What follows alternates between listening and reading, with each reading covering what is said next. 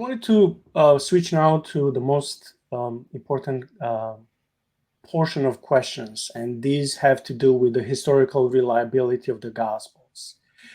Do the Gospels verify or support what we know with the history outside of the Bible? Yeah, I mean, majorly. I think that's one of the really strong points when you compare these Gospels to, say, the Apocryphal Gospels, as I already mentioned. So let me give you an example, right? There's different categories of evidence um, as far as external corroboration, but we'll talk about like specific locations and customs and culture, and I'll give a few examples. And so now, again, bear in mind that locations are hard. We're dealing with a world without Wikipedia. There was an absence of good maps. I already mentioned problems with some of the maps, just locating a little island of Cauda, with even somebody who is as well thought of as Ptolemy. There was a paucity of local libraries in the ancient world, and intimate knowledge of locations is evidence that the author either was an eyewitness or spoke to eyewitnesses, right? And so when skeptics say, well, they get these things wrong, you're saying that counts against evidence. So when they get things right, it has to count towards evidence. So one example is the pool of Bethesda. It says in John 5:2, it says, now there is in Jerusalem by the sheep gate a pool, in Aramaic called Bethesda, which has 5 roofed colonnades. Now, there was a 18th century biblical critic named Loisy, who's fairly well known still among biblical scholars, who talks about the pool of Bethesda.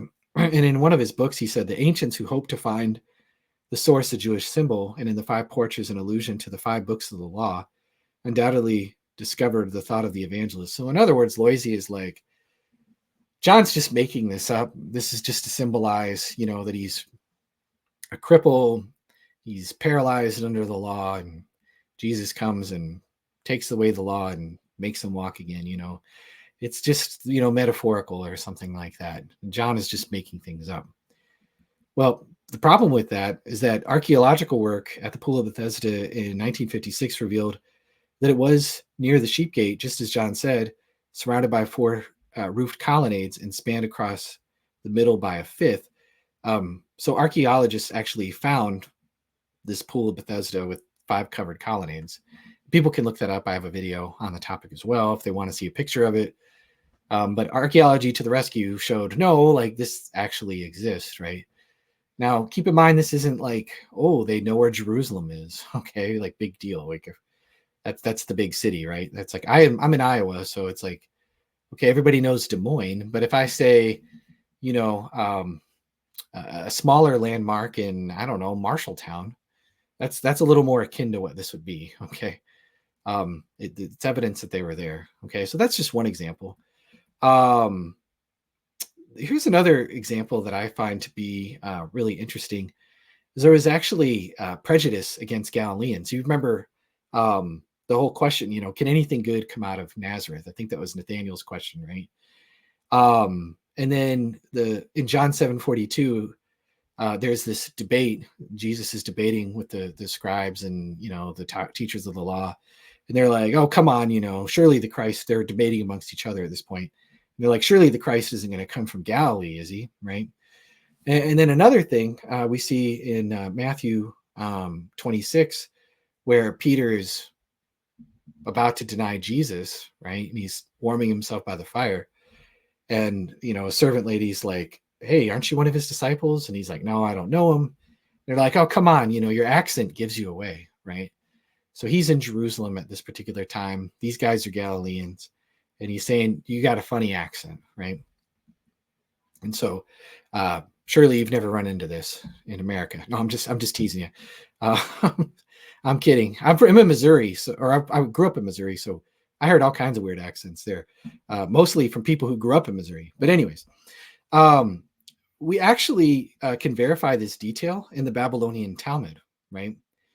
And so this the funny way of them talking. Here's just a passage from the Talmud. This is Eruvin 53b. There was a certain woman who wanted to say to her friend, "My neighbor, whom I will feed you with milk," and it's like I don't know. I might be mispronouncing the Hebrew really bad there.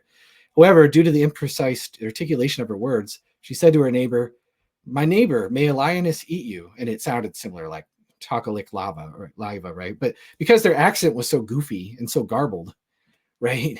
Like it sounded like they were saying something funny. And we run into this kind of stuff all the time. And so the point is, this is like local knowledge, right? Later in the Talmud, you also hear this, them just talking about how Galileans were kind of lawless. They didn't really have high regard for the law like the people in Jerusalem did, and different stuff like that. And if you think about it, like in Acts 5:13, it says that they take note of, the disciples, that they were with Jesus or whatever. And they said that they were unlettered men. They were illiterate, right? They thought that they were illiterate. This is, people say, oh, that means they were illiterate. No, it just means that that's what they said. They thought about them, but they assume that because they're Galileans, right? And so we have a early source that confirms that people thought Galileans were backwards country bumpkins with funny accents, right? And so that I find to be, a really interesting kind of point of confirmation. Another one that I think is really interesting. This is again from the Talmud. It talks about when Jesus was going to raise the widow of Nain's son from the dead in Luke 17 or 7. It said there was a procession coming out of the city as Jesus and his followers drew near the gate. And then Jesus speaks to the mother, who is among the mourners first, and then he comes to the bier, what they're carrying this dead body in, on which the man's body had been laid. And in Judea, we actually know from the Talmud again, this is Shabbat 153, that mourners actually at that time, they would walk behind the bier in the procession, right? So this would be the wrong order in which Jesus would encounter them. Now, that might just be an oddity. It doesn't mean that like Luke was just making stuff up. We couldn't just say, just by that alone, Luke's making stuff up. But we actually know from the Talmud that in Galilee, in contrast to Judea, the mourners would walk in front of the bier. And so this is where Luke portrays Jesus, is exactly where he would be. Now, Luke, most people say, is a Gentile who's probably from Antioch. Like, how would he know this unless he's getting this information from eyewitnesses? Does that make sense? And so, and there's all kinds of details like this. There's another one. I might get some of the details fuzzy here, so bear with me. But a lot of times people will say, well, Herod, he never killed all those babies, after Jesus was born. I mean, that's just making stuff up. Josephus never corroborates that. So he couldn't have done that, right? Well, number one, that's an argument from silence. Okay. There's lots of things that Herod did that Josephus probably didn't record. And where Jesus was in Bethlehem, it's not a big town. We don't know how many children that it was. So we can't just assume that he's making it up. And we know Herod was super paranoid to where he would bump off his own family members if he had to, keep his stranglehold on the throne and all that other kind of stuff.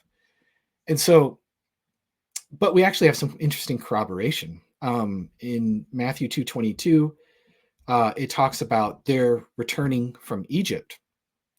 And Joseph is like, they were going to return to Bethlehem, but then he goes up to Nazareth and they settle in Nazareth instead. Well, and it says the reason why he did that is he heard that Herod Archelaus was reigning on the throne in place of his father, Herod. And it's just like, okay, why does he even mention that? Well, Matthew never says why Joseph got freaked out by the whole idea of Herod Archelaus reigning on the throne.